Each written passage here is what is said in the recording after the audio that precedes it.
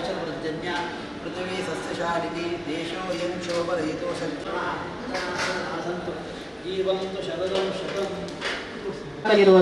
ಅದೇ ರೀತಿ ಮುಖ್ಯ ಅತಿಥಿಯಾಗಿ ಶ್ರೀ ಬಸವನಗೌಡ ಕಾರ್ಯದರ್ಶಿಗಳು ರಾಷ್ಟ್ರೋತ್ಥಾನ ವಿದ್ಯಾ ಕೇಂದ್ರ ಹಗರಿ ಬೊಮ್ಮನಹಳ್ಳಿ ಇವರು ಭಾಗವಹಿಸಲಿರುವರು.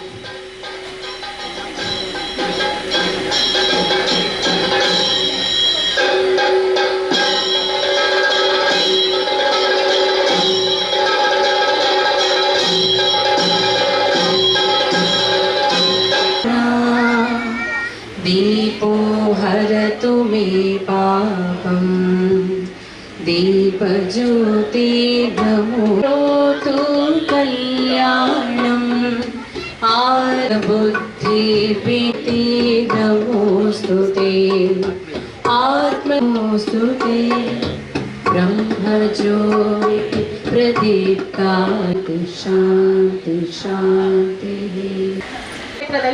ಆಂಜನೇಯ, ದತ್ತಾತ್ರೇಯ, ಗುಹಾಂತರ್ಗತ ಪಂಚಮುಖಿ ಆಂಜನೇಯ ಮಂದಿರಗಳಿವೆ.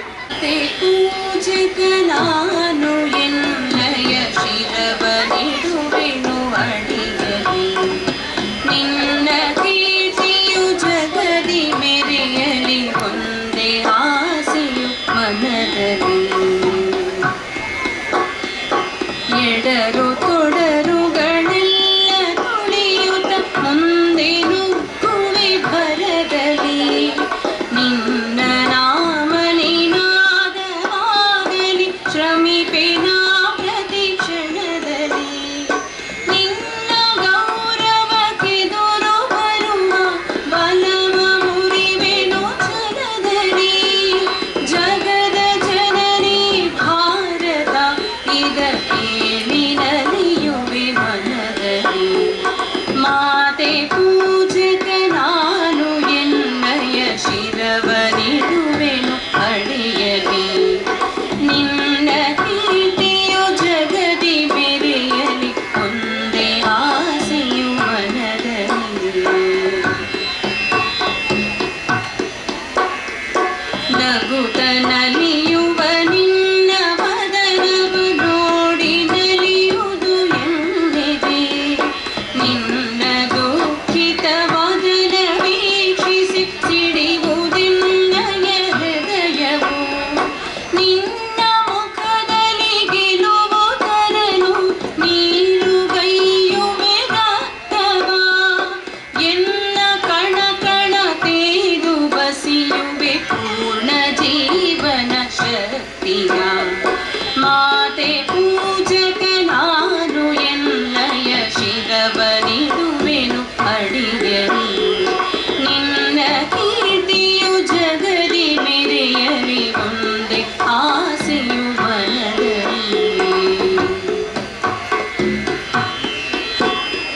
ನಿನ್ನ ತೇಜವ ಜಗವು ನೋಡಲು ಉರಿವೆ ದೀಪದ ತೆರದಲ್ಲಿ ಎನ್ನ ಶಕ್ತಿಯ ಘೃತವ ಸತತವು ಎರೆಯುತ್ತಿರುವೆನು ಭರದಲ್ಲಿ ಮಾತೃ ಮಂದಿರ ಬೆಳಗುತ್ತಿರಲಿ ನಾನೇ ನಂದಾದೇವಿಗೆ ಬತ್ತಿ ತೆರದಿ ದೇಹ ಉರಿಯಲಿ ಸಾರ್ಥಕತೆಯೇ ಬಾಳಿಗೆ ಮಾತೆ ಪೂಜಕ ನಾನು ಎನ್ನಯ ಶಿರವನಿಡುವೆನು ಅಡಿಯಲಿ ನಿನ್ನ ಕೀರ್ತಿಯು ಜಗದಿ ಮೆರೆಯಲಿ ಒಂದೇ ಆಸೆಯು ಮನದಲ್ಲಿ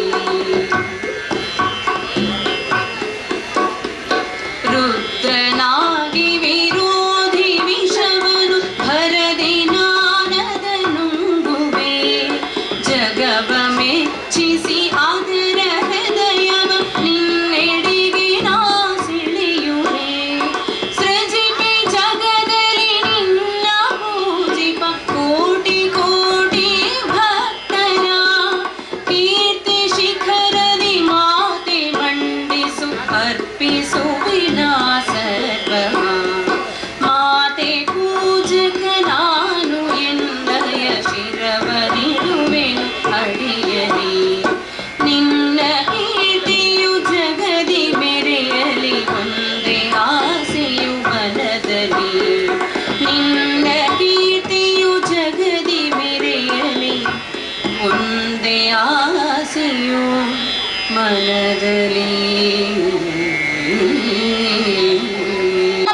ಸ್ವಾಮೀಜಿಯವರಿಗೆ ನಮ್ಮ ಸಂಪ್ರದಾಯದಂತೆ ತುಳಸಿ ಗಿಡ ಮತ್ತು ಗ್ರಂಥವೊಂದನ್ನು ನೀಡುವ ಮೂಲಕ ಆತ್ಮೀಯವಾಗಿ ಸ್ವಾಗತಿಸಬೇಕೆಂದು ಸೇವಾ ಪ್ರಕಲ್ಪದ ಪ್ರಮುಖ ಆಗಿರುವ ಶ್ರೀ ಕುಮಾರ್ ಜೀವರಲ್ಲಿ ಕೇಳಿಕೊಳ್ಳುತ್ತೇವೆ.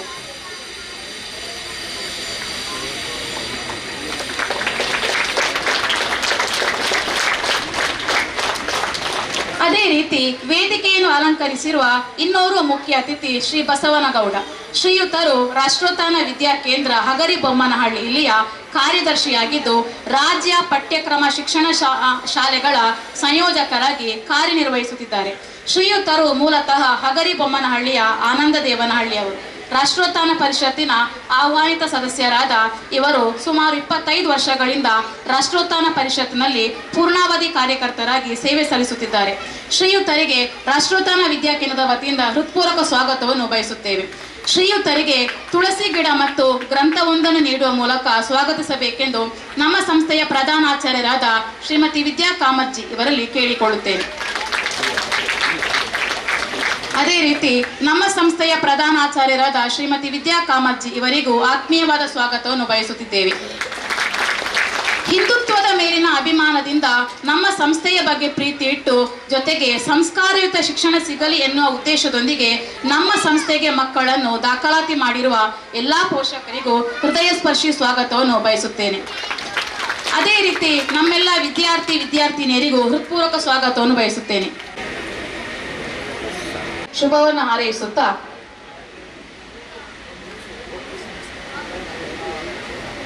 ಇದೀಗ ಪರಮ ಪೂಜ್ಯ ಸ್ವಾಮೀಜಿಯವರು ಮಗುವಿನ ಕೈ ಹಿಡಿದು ಅಕ್ಷರವನ್ನು ಬರೆಸುವಂತ ಪ್ರಯತ್ನ ಮಾಡುತ್ತಿದ್ದಾರೆ. ಎಲ್ಲಾ ವಿದ್ಯಾರ್ಥಿಗಳಿಗೂ ಶುಭವಾಗಲಿ ಎನ್ನುವಂತೆ ಹಾರೈಸುತ್ತಿದ್ದೇವೆ.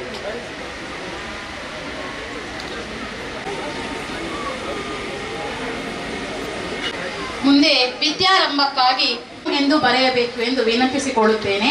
ಅದೇ ರೀತಿ UKG ಮತ್ತು ಅದಕ್ಕೂ ಮೇಲ್ಪಟ್ಟ ವಿದ್ಯಾರ್ಥಿಗಳು ಪರಮ ಪೂಜನೀಯ ಸ್ವಾಮೀಜಿಯವರು UKG ಮತ್ತು ಅದಕ್ಕೂ ಮೇಲ್ಪಟ್ಟ ವಿದ್ಯಾರ್ಥಿಗಳು ಏಕೆಂದು ಕೇಳಿಕೊಳ್ಳುತ್ತೇನೆ.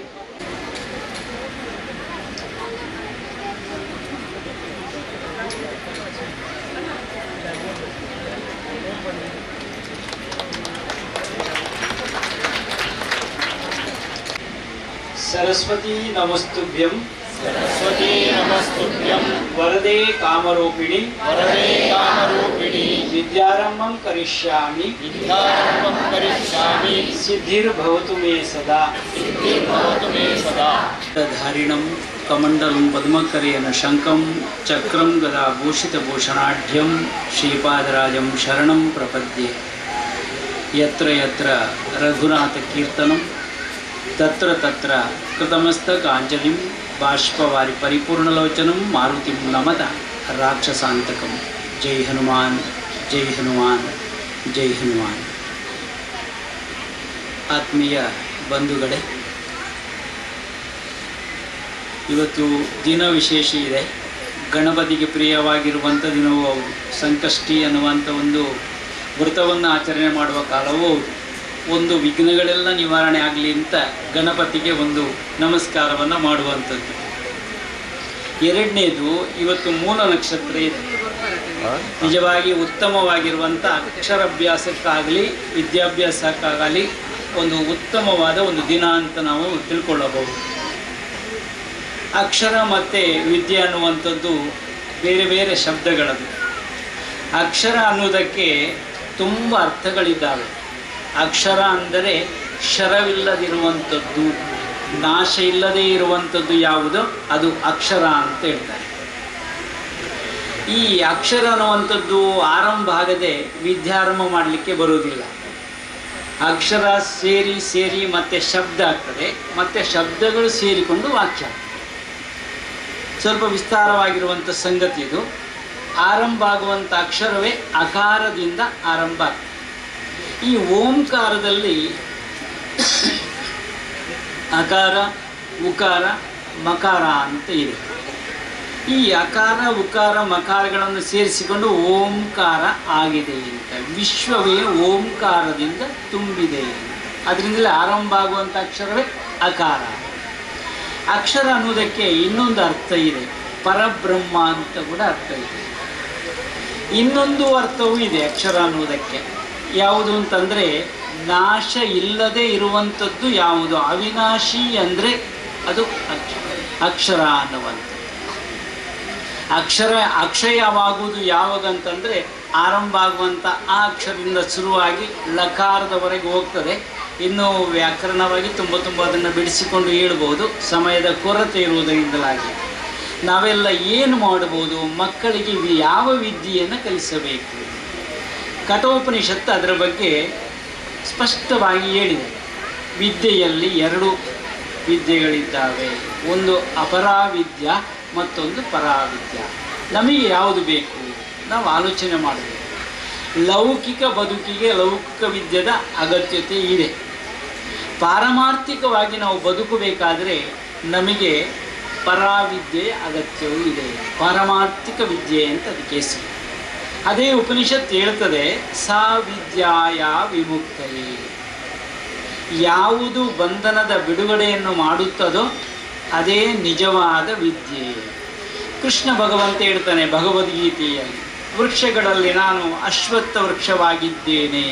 ಮೂಲತೋ ಬ್ರಹ್ಮರೂಪಾಯ, ಮಧ್ಯತೋ ವಿಷ್ಣು ರೂಪಿಣಿ, ಅಗೃತ ಶಿವರೂಪಾಯ, ವೃಕ್ಷರಾಜಾಯತೆ ನಮಃ. ತ್ರಿಮೂರ್ತಿಗಳ ರೂಪದಲ್ಲಿ ನಾನು ಮರದಲ್ಲಿ, ಅಂದರೆ ಮರವೇ ನಾನಾಗಿದ್ದೇನೆ. ಇನ್ನೂ ಅದೇ ಭಗವಂತ ಹೇಳ್ತಾನೆ, ಎಲ್ಲ ವಿದ್ಯೆಗಳಲ್ಲಿ ಆಧ್ಯಾತ್ಮ ವಿದ್ಯೆಯೇ ನಾನು.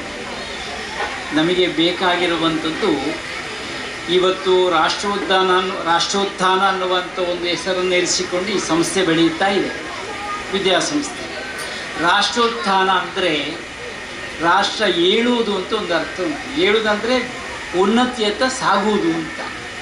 ವ್ಯಕ್ತಿ ವಿಕಾಸ ಆಗದೆ ರಾಷ್ಟ್ರ ವಿಕಾಸ ಆಗುವುದಿಲ್ಲ. ರಾಷ್ಟ್ರೋತ್ಥಾನ ಆಗಬೇಕಾದ್ರೆ ವ್ಯಕ್ತಿ ಏಳಬೇಕು, ವ್ಯಕ್ತಿಯ ಉತ್ಥಾನ ಆಗಬೇಕು. ಅದು ಎಲ್ಲಿಂದ ಆಗಬೇಕು? ಅಲ್ಲಿಗೆ ಶಿಕ್ಷಣ ಅಂತ ಇದೆ.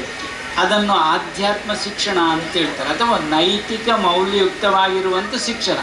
ಇಂದಿಗೆ ಬೇಕಾಗಿರುವಂಥದ್ದು ಯಾವುದು ಅಂತಂದರೆ ಮಾನವೀಯ ಮೌಲ್ಯವನ್ನು ಬೆಳೆಸುವಂತಹ ನೈತಿಕ ಮೌಲ್ಯಯುಕ್ತವಾಗಿರುವಂಥ ಶಿಕ್ಷಣದ ಇಂದಿನ ಅಗತ್ಯವಿದೆ. ಅದನ್ನು ಮನಗೊಂಡು ಈ ವಿದ್ಯಾಸಂಸ್ಥೆ ನಡೀತಿದೆ ಅಂತ ನಾನು ತಿಳ್ಕೊಂಡಿದ್ದೇನೆ. ಯಾವತ್ತಾದರೂ ಬದುಕನ್ನು ರೂಪಿಸುವಂತಹ ಶಿಕ್ಷಣ ಇಂದಿನ ಅಗತ್ಯ. ಅದರಿಂದ ನಾವು ಹೇಗೆ ಬದುಕಬೇಕು ಅನ್ನುವುದನ್ನು ಮಕ್ಕಳಿಗೆ ತಿಳಿಸಿಕೊಟ್ಟಾಗ ಇದೀಗ ಅಕ್ಷರಾಭ್ಯಾಸ ಮತ್ತು ವಿದ್ಯಾರಂಭ ಇದು ಆಗಿರುವಂಥದ್ದು. ಇನ್ನು ಮುಂದೆ ಬೆಳೆಯುತ್ತಿದೆ. ಮಗುವನ್ನು ಬೆಳೆಸುವ ರೀತಿಯಲ್ಲಿ ಅವನನ್ನು ರಾಕ್ಷಸನಾಗಿ ಮಾಡಬಹುದು, ದೇವತೆಯಾಗಿ ಮಾಡಬಹುದು. ಅದು ಯಾರ ಕೈಯಲ್ಲಿದೆ? ಜನನಿ ತಾನೇ ಮೊದಲ ಗುರುವು. ಏನು ಹೇಳಿದ್ರು ಅವಾಗ? ಹೌದಲ್ವಾ? ಮನೆಯೇ ಮೊದಲ ಪಾಠಶಾಲೆ. ನಮಗೆ ಪುರುಸೊತ್ತಿದೆಯಾ ಮಕ್ಕಳಿಗೆ ಹೇಳಿಕೊಡ್ಲಿಕ್ಕೆ? ಎಲ್ಲ ಅವಸರದಲ್ಲಿರ್ತೇವೆ, ಎಲ್ಲ ಬಿಟ್ಟು ಒಂದು ಮಗು ಕಾಲಿಡಿಯುವಾಗ ಆಚೆ ದೂಡ್ತೇವೆ ನಾವು. ಇಂಜಿನ ಹಂಚಿಬಲ್ಲ ಬೊಕ್ಕಡೆ ರಗಡೆ ಹಾಪಣ ಅರಟೆ ಹಾಪಣ ಕೋಲ, ಹೌದಲ್ವಾ? ಆ ಮಗುವಿಗೆ ತಿಳಿಸಿಕೊಡುವಂಥ ಒಂದು ತಾಳ್ಮೆ ನಮ್ಮಲ್ಲಿ ಇದೆಯೋ ಅಂತಾದರೆ ನಾವು ಯಶಸ್ಸಾಗಿದ್ದೇವೆ ಅಂತ. ಮಗುವಿಗೆ ಆ ಪಠ್ಯವನ್ನು ಹೇಳಬೇಕು. ಈಗೆಲ್ಲ ಆಂಗ್ಲ ಭಾಷೆಯ ವ್ಯಾಮೋಹ ನಮ್ಮಲ್ಲಿ ಎಲ್ಲರಲ್ಲಿ ಬೇಕು, ತಪ್ಪೇನುವಲ್ಲ. ದೇಶ ವಿದೇಶದಲ್ಲಿ ಸಂಚಾರ ಮಾಡಲಿಕ್ಕೆ ನಮ್ಮಲ್ಲಿ ಆ ಒಂದು ಆ ಭಾಷೆಯ ಅಗತ್ಯತೆ ಉಂಟು. ಭಾಷೆ ಎನ್ನುವುದು ಭಾವನೆಯ ರೂಪ. ಅದರಿಂದ ಭಾಷೆಗೆ ಅಷ್ಟು ಶಕ್ತಿ ಇದೆ ಅಂತ. ಯಾವ ಭಾಷೆಯಲ್ಲಾದರೂ ಕಲಿಬೋದು, ಯಾವುದನ್ನು ಕಲಿಬೇಕು ಅಂತ ಗೊತ್ತಿರಬೇಕು ನಮಗಷ್ಟೇ. ಆದ್ದರಿಂದ ನಾವು ಹೇಳಿರುವಂಥ ವಿಚಾರವನ್ನು ಒಮ್ಮೆ ನೋಡಿದರೆ ಮಕ್ಕಳು ಕೇಳ್ತಾರೆ, ಸುರಿಗೆ ಕೇಳುವಂಥದ್ದು ಎಲ್ಲ ಮಕ್ಕಳನ್ನು ನೀವು ಮಾತಾಡಿಸಿ ಏನು ಹೇಳ್ತಾರೆ? Why mummy, what mummy, why mummy, what mummy, ಎಲ್ಲವೂ ಎಂತ ಕೇಳಿದೆ ಮಕ್ಕಳು ಕೇಳಿದೆ, ವೈ ಮಮ್ಮಿ, ವಾಟ್ ಮಮ್ಮಿ.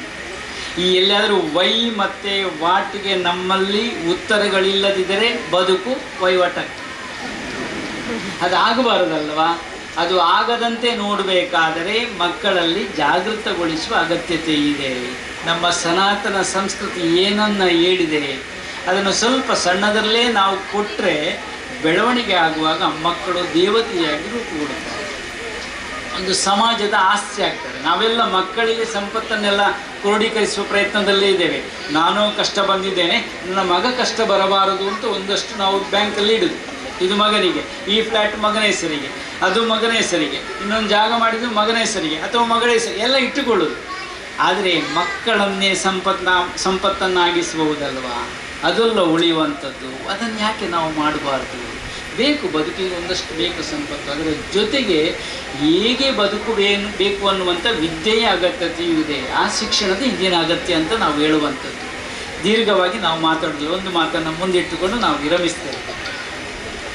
ಒಂದು ಸಂಶೋಧಕ ಡಾಕ್ಟರೇಟ್ ಮಾಡೋ ಒಬ್ಬ ಯೋಚನೆ ಮಾಡಿದರೆ ನನಗೆ ಒಂದು ಸಂಶೋಧನೆ ಮಾಡಬೇಕು, ಒಂದು ವಿಷಯವನ್ನು ಮುಂದಿಟ್ಟುಕೊಂಡು ಒಂದು ಹಳ್ಳಿ ಕಡೆಗೆ ಹೋಗ್ತಾನೆ. ಹಳ್ಳಿ ಕಡೆಯಲ್ಲಿ ಕೂತು ತಿರುಗಾಟ ಮಾಡ್ತಾನೆ. ನೋಡುವಾಗ ಒಬ್ಬ ರೈತ ಕಾಣ್ತಾನೆ, ಒಂದು ಮುಂಡಾಸನ್ನು ಕಟ್ಟಿಕೊಂಡು ಆಚೆಚ್ಚೆ ಹೋಗ್ತಿದ್ದಾನೆ. ಸ್ವಲ್ಪ ಮಣ್ಣೆಲ್ಲ ನೆತ್ತಿಕೊಂಡಿದ್ದಾನೆ, ಮಲಿನವಾಗಿದೆ ಶರೀರ, ಗದ್ದೆಯಲ್ಲಿದ್ದಾನೆ. ಇವ ನೋಡಿ ಅವನು ಹೀಗೆ ನೋಡ್ತಾನೆ, ನೋಡಿ ಕರೆದನಂತೆ, ಇಲ್ಲಿ ಬಾ ಅಂತ. ಬಂದವ ಹೇಳಿದನೆ, ನಾನು ನೋಡು ಈ ಕೃಷಿಯ ಬಗ್ಗೆ ಸಂಶೋಧನೆ ಮಾಡಲಿಕ್ಕೆ ಬಂದದ್ದು, PhD ಮಾಡ್ತಾ ಇದ್ದೇನೆ, ನಿನ್ನ ಸ್ವಲ್ಪ ಅಗತ್ಯತೆ ಇದೆ, ಇಲ್ಲಿ ಬಾ ಅಂತ ಕರೆದು ಹೇಳ್ತಾನೆ. ಇಲ್ಲಿ ನೀನು ಏನು ಮಾಡ್ತಾ ಇದ್ದೀವಿ ಅಂತ ಕೇಳಿ, ಅದು ನನ್ನ ಗದ್ದೆ, ಹೊಲ ಎಲ್ಲ ಇದೆ. ಇಲ್ಲಿ ನಾನು ಗಾಣಕ್ಕೆ ಒಂದು ಎತ್ತನ್ನು ಕಟ್ಟಿದ್ದೇನೆ, ಎಣ್ಣೆ ತೆಗೆಯುವ ಒಂದು ಸಂಪ್ರದಾಯ ನನ್ನಲ್ಲಿ ಉಂಟು, ಅದನ್ನು ಬೆಳೆಸಬೇಕು ಅಂತ ಮಾಡ್ತಾ ಇದ್ದೇನೆ. ಅದರಿಂದ ಎತ್ತನ್ನು ಕಟ್ಟಿದ್ದೇನೆ, ಗಾಣಕ್ಕೆ ಓಡಿಸ್ತಾ ಇದ್ದೇನೆ. ಅದಕ್ಕೆ ಅವ ಹೇಳಿದ್ದೀನಿ, ಅದೆಲ್ಲ ಗೊತ್ತಾಯ್ತಪ್ಪ, ಗಾಣದಿಂದ ಎಣ್ಣೆ ತೆಗೆಯೋದು ಈಗೆಲ್ಲ ತುಂಬ ಪ್ರಚಲಿತವಾಗಿದೆ, ಗಾಣದ ಎಣ್ಣೆಯೇ ಬೇಕು, ಆದ್ದರಿಂದ ಎಲ್ಲರೂ ಕೇಳ್ತಾರೆ ಸ್ವಚ್ಛವಾಗಿದೆ, ಶುದ್ಧವಾಗಿದೆ, ಎಲ್ಲ ತೆಕ್ಕೊಡಿ ಅಂತ ಹೇಳ್ತಾರೆ. ಆದರೆ ನನ್ನದು ಪ್ರಶ್ನೆ ಏನು ಅಂತಂದರೆ, ನೀನು ಎತ್ತನ್ನು ಕಟ್ಟಿದ್ದಲ್ಲ ಗಾಣಕ್ಕೆ, ಅದು ಓಡಿಸುವುದೂ ಅಲ್ಲ, ನಿನ್ನ ಆ ಹೋರಿಯ ಎತ್ತಿನ ಕತ್ತಲ್ಲಿ ಒಂದು ಗಂಟೆ ಇದೆ ಅಲ್ವ, ಅದನ್ನು ಏಕೆ ಕಟ್ಟಿದ್ದೀ ಅಂತ ಹೇಳಿ. ಆಗ ರೈತ ಹೇಳ್ತಾನೆ, ಅದು ಎತ್ತಿನ ಕುತ್ತಿಗೆಗೆ ಗಂಟೆಯನ್ನು ಕಟ್ಟಿದ್ದು ಏಕೆ ಅಂತಂದರೆ, ಸುತ್ತು ಬರುವಂಥ ಎತ್ತು ಇಲ್ಲಿ ಅವ್ರು ನಿಂತರೆ ನನಗೆ ಗೊತ್ತಾಗ್ತದೆ ಗಂಟೆ ನಿಂತಿದೆ, ಎತ್ತು ನಿಂತಿದೆ. ಆದರೆ ಮತ್ತೆ ಬಂದು ಎಡ್ಕೊಡ್ತೇನೆ, ಮತ್ತೆ ಓಡ್ತದೆ. ಅದಕ್ಕೆ ಹೇಳ್ತಾನೆ, ಅದು ಪ್ರಶ್ನೆಯಲ್ಲ, ಎಲ್ಲಿಯಾದರೂ ನಿನ್ನ ಎತ್ತು ನಿಂತಲ್ಲೇ ಗಂಟೆಯನ್ನು ಆಡಿಸಿ ನಿನಗೆ ಮೋಸ ಮಾಡಿದರೆ. ಅದಕ್ಕೆ ಅವ ಹೇಳ್ತಾನೆ, ನನ್ನ ಎತ್ತು ಫ್ರೀ KG ಹೋಗಲೇ ಇಲ್ಲ, ಮತ್ತು LKG UKG ಉಂಟಲ್ವ ಅಲ್ಲಿಗೆ ಹೋಗಲೇ ಇಲ್ಲ, ಅಂಗನವಾಡಿಯನ್ನು ನೋಡಲೇ ಇಲ್ಲ, ಇನ್ನು ಏನೇನು ಬೇಕಾದೆಲ್ಲ ತಿನ್ನಲೇ ಇಲ್ಲ. ಆದ್ದರಿಂದ ನನ್ನ ಎತ್ತು ಏನು ಮಾಡ್ತದೆ ಅಂದರೆ, ಕಾಲೇಜ್ ಮೆಟ್ಲೇ ನೋಡಲಿಲ್ಲ, ಮತ್ತು ಡಿಗ್ರಿ ಬಿಡಿ PhD ಮಾಡಲೇ ಇಲ್ಲ. ಆದ್ದರಿಂದ ನನ್ನ ಎತ್ತು ನನಗೆ ಮೋಸ ಮಾಡುವುದಿಲ್ಲ ಅಂತ ನನಗೆ ವಿಶ್ವಾಸ ಇದೆ ಅಂತ ಹೇಳಿ. ಇದು ವಿಚಾರ ಅಲ್ವಾ? ಸ್ವಲ್ಪ ನಿಮ್ಮಲ್ಲಿ ಆಲೋಚನೆಗೆ ಬರುವಂಥ ಸಂಗತಿ. ಈಗ ಸಮಾಜದಲ್ಲಿ ದುರಿತಗಳಾಗುವಂಥದ್ದು, ತೊಂದರೆಗಳಾಗುವಂಥದ್ದು ಯಾರಿಂದ? ವಿದ್ಯಾವಂತರಿಂದಲೇ ಆಗಿದ್ದಲ್ಲವ. ರಾಮೇಶ್ವರ ಕೆಪೆಯಲ್ಲಿ ಏನಾಯಿತು? ಯಾರು ಮಾಡಿದ್ದು? ಬರೀ ಏನು ಗೊತ್ತಿಲ್ಲದವ ಮಾಡಿದನ? ಇಂಜಿನಿಯರಿಂಗ್ ಸ್ಟೂಡೆಂಟ್ ಅಲ್ವಾ? ಮಂಗಳೂರಲ್ಲಿ ನಡೀಲಿಲ್ವ ಘಟನೆ? ಏನಾಗಿದೆ ಅದು? ಯಾರಿಂದ ಆಯಿತು? ಆದ್ದರಿಂದ ನಾವು ಯಾವ ವಿದ್ಯೆಯನ್ನು ಕಲಿಬೇಕು, ಯಾವ ಡಿಗ್ರಿಯನ್ನು ಮಾಡಬೇಕು, ಇಲ್ಲಿ ವಿಚಾರಗಳಿದ್ದಾವೆ. ಈಚೆಗೆ ನಾವು ಮಾತಾಡೋದಿಲ್ಲ, ಮುದ್ದು ಮಕ್ಕಳೆಲ್ಲ ಅಲ್ಲಿ ಕಾಣ್ತಾ ಇದ್ದಾರೆ. ನಮಗೆ ಕಾಣುವಾಗ ಒಂದು ನಿರ್ಣಯಕ್ಕೆ ಬಂದಿದ್ದೇವೆ ನಾವು, ಏನು ಅಂತಂದರೆ, ರಾಷ್ಟ್ರೋತ್ಥಾನಕ್ಕೆ ಆರಂಭದ ವಿದ್ಯಾರ್ಥಿಗಳು ಇಲ್ಲಿಯೇ ಉತ್ಪತ್ತಿಗೊಳ್ಳುತ್ತಾರೆ ಅಂತ ನಮಗೆ ಸಂತಸ ಆಗಿದೆ. ನಿಮಗೆಲ್ಲ ಒಂದು ಅಭಿನಂದನೆ ಹೇಳಲಿಕ್ಕೆ ಇಚ್ಛೆ ಪಡ್ತೇನೆ. ಒಂದು ಒಳ್ಳೆಯ ಸಂಸ್ಥೆಗೆ ಸೇರಿಸಿಕೊಂಡಿದ್ದೀವಿ. ಇದು ರಾಷ್ಟ್ರೋತ್ಥಾನಕ್ಕೆ ಅಡಿಪಾಯ ಆಗಬೇಕು. ಈ ವಿದ್ಯಾರ್ಥಿಗಳು ಮುಂದಿನ ಭವ್ಯ ಭಾರತವನ್ನು ನಿರ್ಮಾಣ ಮಾಡಬೇಕು. ಈ ಭಾರತ ಅನ್ನೋದಕ್ಕೆ ಅದೇ ಹೆಸರಲ್ವ, ಬಾಯಿ ಅಂದರೆ ಬೆಳಕಲ್ವಾ? ಅದು ಅಂತಿಂತ ಬೆಳಕದು, ಶಾಶ್ವತವಾದ ಬೆಳಕಲ್ವಾ? ಅದಕ್ಕೆ ಇರ್ತಲ್ವ ಭಾರತವನ್ನು ಭಾರತ ಅಂತ ಹೇಳಿದೆವು. ಭಾವನೆಯಿಂದ ಕೂಡಿರುವಂಥದ್ದು ಯಾವುದೋ ಅದು ಭಾರತ, ತಾಳದಿಂದ ಕೂಡಿರುವಂಥದ್ದು ಯಾವುದೋ ಅದು ಭಾರತ. ರಾಗ ಬೇಕಲ್ವ ಮಧ್ಯದಲ್ಲಿ, ಅದರಿಂದ ಭಾವ ರಾಗ ತಾಳದಿಂದಲೇ ಸಮೃದ್ಧಿಯಾಗಿರುವಂಥದ್ದು ಭಾರತ. ಇದು ನಾವೆಲ್ಲ ನೋಡ್ತೇವೆ. ನಮ್ಮ ಮಕ್ಕಳನ್ನು ಬಾಲಿನ 8 ಶಾಲೆಗೆ ಸೇರ್ಕೊಳ್ಬಾರೆ, ಓಳುಂಡು ಶಾಲೆ ಅಲ್ಲೆಲ್ಲ ಹುಡುಕುವುದೇ ಅಲ್ವಾ? ಬಾಲೆ ಒಂಜೂಷರ ಅವಳು ಬಾಲೆ ಎನ್ನೋದಂತೂ ಉಂಟು, ಅದೊಂದು ಉಂಟು ನಮ್ಮ ಹತ್ರ. ಆದ್ದರಿಂದ ಆ ಮಗುವನ್ನು ಎಲ್ಲಿ ಕಲಿಸುವುದು? ಎಲ್ಲಿ ಕಳಿಸಬಹುದು, ಎಲ್ಲಿ ಕಲಿಸಬಹುದು? ಅದಕ್ಕೆ ಒಂದು ಸರಿಯಾದ ಒಂದು ದಾರಿ ಇಲ್ಲಿ ಇದೆ. ಇಲ್ಲಿ ರಾಷ್ಟ್ರೋತ್ಥಾನ ವಿದ್ಯಾಸಂಸ್ಥೆ ಅಂಥವರನ್ನು ಬೆಳೆಸಲಿಕ್ಕೆ ಅವಕಾಶ ಮಾಡಿಕೊಟ್ಟಿದೆ. ಆ ಸಂಸ್ಥೆಗೆ ಒಂದು ಅಭಿನಂದನೆ ಹೇಳಲಿಕ್ಕೆ ಇಚ್ಛೆ ಪಡ್ತೇನೆ. ಕೆಲವು ಮಕ್ಕಳು ಕೇಳ್ಬೋದು, ಇನ್ನು ಮನೆಗೆ ಹೋದ ಮೇಲೆ ಕೇಳ್ತಾರೆ, ಅವು ಅರಿಟಿದೆಯೇ ಬರೀನಿ, ನಾವು ಮಂಜಳದ ಕೊಂಬೆದಾಯ ಇದ್ದೀನಿ, ಕಡ್ಡಿದಾಯ ಕೊಡ್ತಿದ್ದಾರೆ, ಪೆನ್ನುದಾಯ ಇಜ್ಜಂಡು, ಪುಸ್ತಕಗಳದಾಯ ಬರೆಪದಾರು. ಇದಕ್ಕೆಲ್ಲ ನೀವು ಉತ್ತರ ಕೊಡಬೇಕಾಗ್ತದೆ, ಹೌದಲ್ವಾ?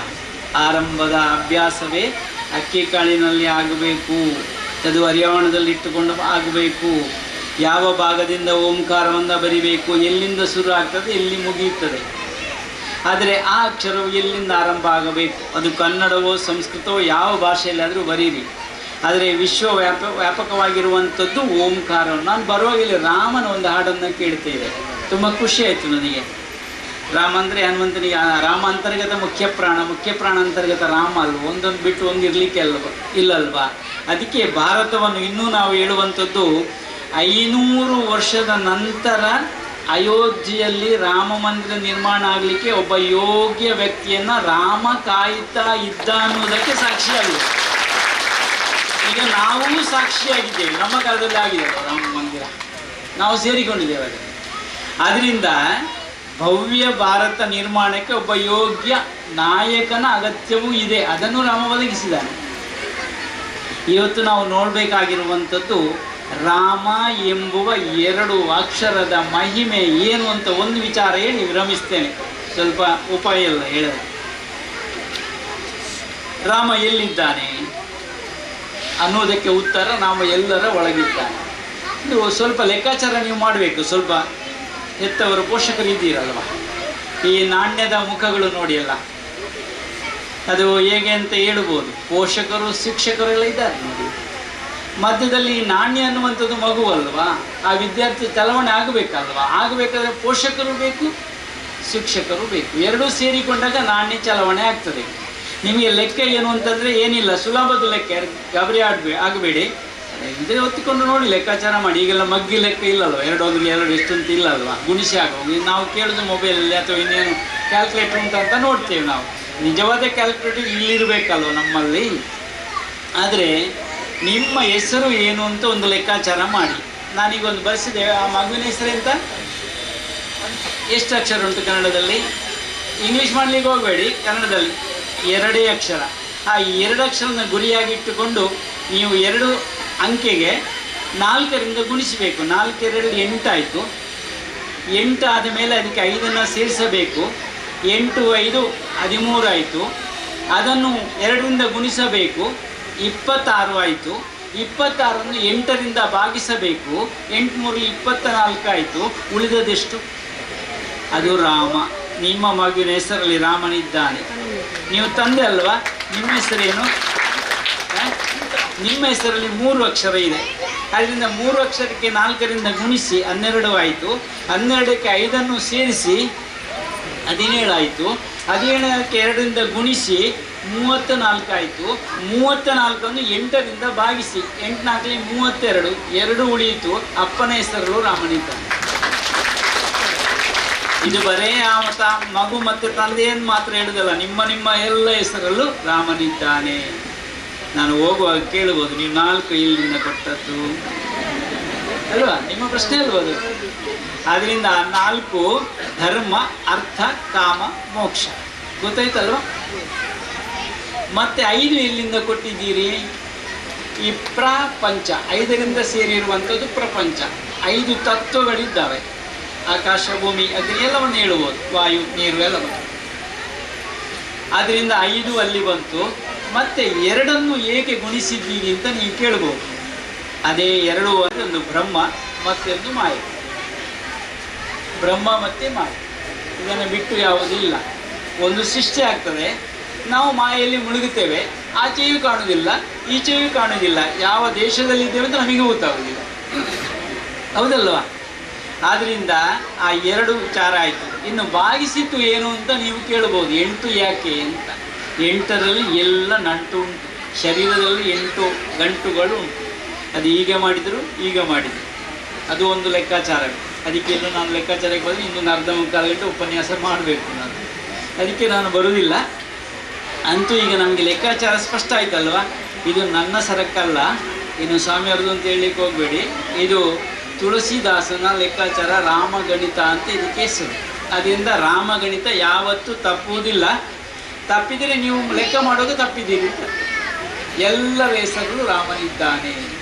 ಅದರಿಂದ ರಾಮನನ್ನು ನಮ್ಮ ಒಳಗೆ ಕಂಡುಕೊಳ್ಳಬೇಕು, ಒಳಗೆ ಇದ್ದಾನೆ ಅನ್ನುವಂಥ ಒಂದು ಮನವರಿಕೆ ಆದರೆ ನಮ್ಮಿಂದ ಯಾವುದೇ ಕೆಟ್ಟ ಕೆಲಸ ಆಗುವುದಿಲ್ಲ. ರಾಮನು ಹೊರಗೂ ಇದ್ದಾನೆ, ಒಳಗೂ ಇದ್ದಾನೆ, ಅಂತರಂಗದಲ್ಲೂ ರಾಮ, ಬಹಿರಂಗದಲ್ಲೂ ರಾಮ. ಆದ್ದರಿಂದ ರಾಮನ ಅರಿವಿನೊಂದಿಗೆ ಬದುಕು ಮಾಡಿದರೆ ಒಂದಷ್ಟು ನಮ್ಮ ಬದುಕಿಗೆ ಬೆಲೆ ಬರ್ತದೆ, ಮೌಲ್ಯ ತುಂಬುತ್ತದೆ ಅಂತ ಹೇಳುತ್ತಾರೆ. ಎಲ್ಲ ಪುಟ್ಟ ಮಕ್ಕಳು ಚೆನ್ನಾಗಿದ್ದಾರೆ, ಎಲ್ಲ ಭವಿಷ್ಯ ಬರೆಯುವವರವರು ಖಂಡಿತ ಬರೀತಾರೆ, ಏನು ಸಂಶಯವೂ ಇಲ್ಲ. ಆದ್ದರಿಂದ ಈ ಅಕ್ಷರಾಭ್ಯಾಸ ಅಥವಾ ವಿದ್ಯಾಭ್ಯಾಸದ ಪ್ರಥಮ ಹಂತ ಏನು ಅಂತಂದರೆ ಮೊದಲ ಹೆಜ್ಜೆ ಇದು. ಒಂದು ಉತ್ತಮವಾದ ಹೆಜ್ಜೆಯನ್ನು ಗಟ್ಟಿಯಾಗಿಡಬೇಕು ನಾವು. ಇದು ಮೊದಲದ್ದು ಇಲ್ಲೇ ಆಗಬೇಕು. ಈ ಅನ್ನೋದೆಲ್ಲ ಆರಂಭ ಆಗಬೇಕು ನಮಗೆ. ಅದು ಗಟ್ಟಿಯಾಗಿದ್ದರೆ ಮುಂದಕ್ಕೂ ಅದು ಅನುಕೂಲ ಆಗ್ತದೆ, ಅದು ಅನಂತ ಆಗ್ತದೆ ಅಂತ ಹೇಳುತ್ತಾ ಆ ಕಾರಣದಲ್ಲೇ ಅನಂತ ಆಗುವಂಥದ್ದು ಏನು ಸಂಶಯ ಇಲ್ಲ. ಈ ಒಂದು ಸಂದರ್ಭದಲ್ಲಿ ನೀವೆಲ್ಲ ಶ್ರದ್ಧೆಯಿಂದ ಭಾಗವಹಿಸಿದ್ದೀರಿ, ಪುಟ್ಟ ಪುಟ್ಟ ಮಕ್ಕಳನ್ನು ಕರೆಸಿಕೊಂಡು ಬಂದಿದ್ದೀರಿ, ಎಲ್ಲ ಬೇಕಾದಂಥ ಒಂದಷ್ಟು ಅವರಿಗೆ ಉಡುಗೆ ತೊಡುಗೆಯನ್ನು ಮಾಡಿದ್ದೀರಿ. ಈಗ ಸ್ವಲ್ಪ ಜಾಗೃತಿ ಆಗಬೇಕಾದ್ದು ಉಡುಗೆ ತೊಡುಗೆಯಲ್ಲಿ. ನಾವೆಲ್ಲ ಎಷ್ಟು ಸಣ್ಣದು ಮಾಡಲಿಕ್ಕೆ ಆಗ್ತದೆ ಬಟ್ಟೆ ಅಷ್ಟು ಸಣ್ಣದು ಮಾಡಲಿಕ್ಕೆ ಹೋಗ್ತೇವೆ ನಾವು. ಅಲ್ಲ ಕತ್ತರಿಯೂ ಇದೆ ಕೆಲಸ. ಆದ್ದರಿಂದ ನಾವೀಗ ಸೂಜಿ ಮತ್ತು ನೂಲಿನ ಜೊತೆ ಹೋಗಬೇಕಾದಂಥ ಅಗತ್ಯವೂ ಉಂಟು. ಈ ದೇಶವನ್ನೇ ಜೋಡಿಸಬೇಕಾಗಿದೆ ಈಗ ನಾವು.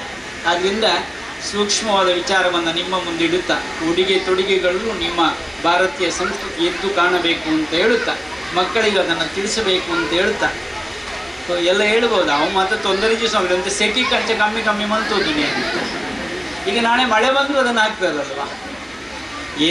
ಎಲ್ಲೋ ಅನ್ಯ ದೇಶದಲ್ಲಿ ಏನು ಮಾಡಿದ್ದಾರೆ ಅಂದರೆ ಅವರಿಗೆ ಸೆಕೆ ಜಾಸ್ತಿ ಆಗಿದೆ, ಎಲ್ಲ ಕಡಿಮೆ ಮಾಡಿದ್ದಾರೆ. ನಾವು ಅದನ್ನು ಪ್ಯಾಷನ್ ಆಗಿ ನಮ್ಮಲ್ಲಿ ತೊಡಗಿಸಿಕೊಂಡಿದ್ದೇವೆ. ಇದು ನಿಜವಾಗ್ಲೂ ಅಲ್ಲ. ಭಾರತೀಯ ನಾರಿಯರು ಹೇಗಿರಬೇಕು ಅಂದರೆ ನನಗೆಲ್ಲ ಕಾಣ್ತದಿಲ್ಲಿ ಈ ಭಾಗಕ್ಕೆ ರಾಷ್ಟ್ರೋತ್ಥಾನದ ಒಂದು ವಿದ್ಯಾಕೇಂದ್ರದ ಕಡೆಗೆ ಬರುವಾಗ ನಿಜವಾದ ಭಾರತೀಯರನ್ನು ಹೀಗೆ ನೋಡಬಹುದು ಅಂತ ನೀವೆಲ್ಲ ಕಾಣಿಸಿಕೊಟ್ಟಿದ್ದೀರಿ. ನಿಮಗೊಂದು ಅಭಿನಂದನೆ. ಇದು ಬೆಳೆಸಿಕೊಂಡು ಬರಬೇಕು ಅಂತ. ಪುರುಷರು ಹೇಗಿರಬೇಕು, ಅದಕ್ಕೊಂದು ಪೋಷಾಕು ಹೇಗಿದೆ ಅಂತ ಅದಕ್ಕೊಂದು ನಿರ್ಣಯ ಇದೆ. ಎಲ್ಲವನ್ನು ನಾವು ಇವರಲ್ಲಿ ನೋಡಬಹುದು. ಈಗ ಇವರು ಬೆಂಗಳೂರಿಂದ ಹೊತ್ತುಕೊಂಡು ಬಂದಿದ್ದಾರೆ, ಬೊಮ್ಮನಹಳ್ಳಿಯಿಂದ ಬಂದಿದ್ದಾರೆ. ಅವರು ಇನ್ನು ವಿಚಾರಗಳನ್ನು ನಿಮ್ಮ ಮುಂದಿಡ್ತಾರೆ ಅಂತ ಹೇಳುತ್ತಾ ನಾನು ತುಂಬ ಆತ್ಮೀಯವಾಗಿ ಮಾತಾಡಿದ, ಯಾಕೆ ನಿಮ್ಮ ಕಡೆ ಬರುವವ ನಾವು. ಅದರಿಂದ ಬೆಂಗಳೂರು ಕಡೆಗೆ ಹೋಗ್ತಿರ್ತೇವೆ, ಇನ್ನೂ ಆಚೆಗೆ ಹಂಪೆ ಕಡೆಗೂ ಬರ್ತಿರ್ತೇವೆ, ಚಿತ್ರದುರ್ಗವೋ ಬಳ್ಳಾರಿಯೋ ದಾವಣಗೆರೆಯೋ ಹೂನಡಿಗೋ ಅಲ್ಲೆಲ್ಲ ಹೋಗುವಂಥ ವ್ಯಕ್ತಿ ನಾವು. ಅದರಿಂದ ಅಲ್ಲೆಲ್ಲ ಸಂಚಾರ ಮಾಡ್ತಿರ್ತೇವೆ. ಆದ್ದರಿಂದ ಹತ್ತಿರದಿಂದ ಮಾತಾಡಿದ್ದೇವೆ, ತುಂಬ ಸಂತಸ ಆಗಿದೆ. ಮುಂದಿನ ವಿಚಾರಗಳನ್ನು ಇವರು ತುಂಬ್ತಾರೆ, ಖಂಡಿತವಾಗಲೂ ತುಂಬ್ತಾರೆ. ಇನ್ನು ಅತ್ತಿನ ಬಗ್ಗೆ ನಾನು ಹೇಳುವುದಿಲ್ಲ. ನಡೆಸಿಕೊಂಡು ಬರಬೇಕಾದ್ರೆ ಪ್ರಾಚಾರ್ಯರು ಬೇಕೇ ಬೇಕಲ್ವ, ಸುಲಭ ಏನೂ ಅಲ್ಲ ಅದು. ಎಲ್ಲ ಅರ್ಹತೆಗಳನ್ನು ತುಂಬಿಕೊಂಡಿರುವ ನಮ್ಮ ಜೊತೆಗಿದ್ದಾರೆ. ಇದನ್ನೆಲ್ಲ ಬೆಳೆಸುವಲ್ಲಿ ಎಲ್ಲರ ಸಹಕಾರ ಇರಲಿ ಅಂತ ಮತ್ತೊಮ್ಮೆ ಹಾರೈಸುತ್ತಾ ಎಲ್ಲರಿಗೂ ಕೂಡ ಈ ಭಾರತ ಮಾತೆಗೆ ನಾವು ಏಕೆ ಜೈ ಹಾಕಬೇಕು, ಜೈಕಾರವನ್ನು ಏಕೆ ಹಾಕಬೇಕು. ಎಲ್ಲ ದೇಶದವರು ದೇಶವನ್ನು ತಾಯಿ ಅಂತ ಹೇಳಿಲ್ಲ, ನಮ್ಮ ಭಾರತ ಮಾತ್ರ ಭಾರತ ಮಾತೆ ಅಂತ ಹೇಳಿದೆ. ಅದಕ್ಕೆ ಒಂದೇ ಮಾತರಂ ಅಂತ ಹೇಳಿದ್ದಾರೆ. ಭಾರತ್ ಮಾತಾ ಕಿ, ಭಾರತ್ ಮಾತಾ ಕಿ. ಹೌದಲ್ವಾ? ಇದು ಏನು ಮಾಡಬೇಕು ಗೊತ್ತಾ, ನಿಮ್ಮ ಸ್ವರ ಎಲ್ಲ ಪೆಟ್ಟಿಗೆ ಒಳಗೆ ಅವಿತುಕೊಂಡಿದಲ್ವ. ನಾಳೆಗೆ ನಿರ್ಣಯ ಮಾಡುವಂಥ ಕೆಲವೆಲ್ಲ ನೀವು ಒತ್ತಿ ಏನಾದರೂ ಹಾಕಿದ್ದೀರಲ್ವ, ಕೆಲವರೆಲ್ಲ ಆದರೂ ಎಲ್ಲ ಹಾಕಿದ್ದಾರೆ ಅಂತೇಳಿ ವಿಶ್ವಾಸ ಇಲ್ಲ, ಅಂದರೆ 100% ಆಗಲಿಲ್ಲ ಅಲ್ವಾ. ಆದ್ದರಿಂದ ಆ ಪೆಟ್ಟಿಗೆಯಲ್ಲಿರುವಂಥ ಜಾಗೃತಿ ತಗೊಂಡು ನಾವಿದ್ದೇವೆ ಅಂತ ಎದ್ದು ನಿಲ್ಲುವಂಥ ಪ್ರಯತ್ನ ಆಗಬೇಕಲ್ಲ, ಅದನ್ನು ಏಳಿಸುವಂಥ ತುಂಬಿಸುವಂಥ ಪ್ರಯತ್ನ ಆಗಬೇಕು. ಭಾರತ್ ಮಾತಾ ಕಿ. ಸ್ವಲ್ಪ ಅಲ್ಲಿಗೆ 1-2 ಪೆಟ್ಟಿಗೆ ಆದರೆ ಹೇಳ್ಬೋದು ಈಗ, ಹೌದಲ್ವಾ. ಆದ್ದರಿಂದ ಎಚ್ಚರಗೊಳಿಸುವಂಥ ಕಾರ್ಯ ನಮ್ಮಲ್ಲಿ ಆಗಬೇಕು. ರಾಷ್ಟ್ರೋತ್ಥಾನ ಅನ್ನುವಂಥ ಒಂದು 4 ಅಕ್ಷರದಲ್ಲೇ ಒಂದು ಹೇಳಿದಷ್ಟು ಮುಗಿಲಿಕ್ಕಿಲ್ಲ, ಅಷ್ಟು ವಿಷಯಗಳು ಅದರೊಳಗೆ ತುಂಬಿದೆ ಅಂತ ಹೇಳುತ್ತಾ, ವ್ಯಕ್ತಿ ವಿಕಾಸದಿಂದಲೇ ರಾಷ್ಟ್ರ ವಿಕಾಸ. ವ್ಯಕ್ತಿ ಉತ್ಥಾನಗೊಂಡಾಗ ಮಾತ್ರ ರಾಷ್ಟ್ರೋತ್ಥಾನ ಆಗಲಿಕ್ಕೆ ಸಾಧ್ಯತೆ ಇದೆ ಅಂತ ಹೇಳಿದ್ರೆ ಮಾತಿಗೆ ವಿರಾಮ ಹೇಳ್ತೇವೆ. ಅವಧೂತ ಚಿಂತನೆ ಗುರುದೇವರು. ಹೆತ್ತವರು ಹೇಗಿರಬೇಕು, ಮಗುವಿನ ವಿದ್ಯಾಭ್ಯಾಸದ ಪ್ರೇರಣಾದಾಯಕ ನುಡಿಗಳನ್ನು ನಮ್ಮೆಲ್ಲರ ಕೇಂದ್ರದ ಪರವಾಗಿ ಹೃದಯ ಸ್ಪರ್ಶಿ ಧನ್ಯವಾದಗಳನ್ನು ಅರ್ಪಿಸುತ್ತಿದ್ದೇವೆ.